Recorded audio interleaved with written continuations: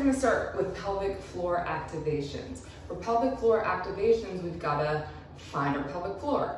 We've also got to understand what our pelvic floor is. So the pelvic floor is the bottom part of our core muscles. You want to think of it kind of like a sling here. Very important during pregnancy because as we get heavier here, we have more weight bearing on our pelvic floor here. So if it's not strong, we're going to have some issues, right? You can think about that. Then obviously there's a lot of stress during labor.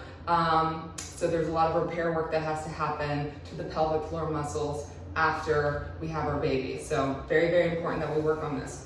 To find the front of the pelvic floor, you want to think about when you're going to pee and if you go to stop midstream, okay? So that's what you kind of think of with the traditional Kegel. That's the front of the pelvic floor. So let's do that. Feel the front of the pelvic floor. Stop that urine flow. Let's try not to actually pee ourselves, moms.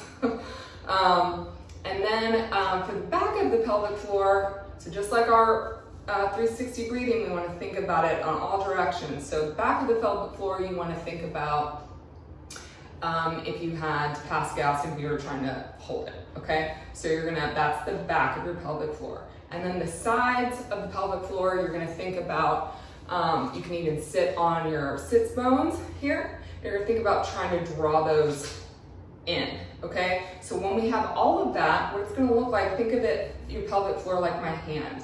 And as we're drawing in and doing all those things at once, it's gonna come up like this. Like if I had a tissue, I'm pulling that up, drawing everything up and in.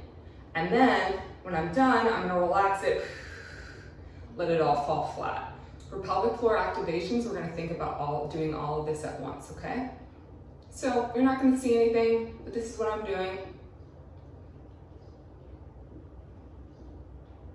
You can do it with me. Again, 8 of these at a time. Good place to start. You can build up to doing more. Try to give it a nice squeeze at the top, a little bit of a hold.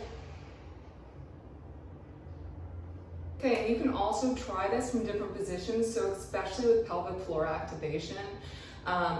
People find that they have an easier time feeling it different places. So they're sitting, and you can do this in a chair, might even be better.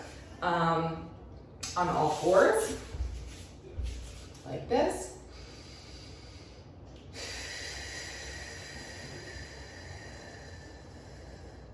And then also you can try it on your back. You can try it supine.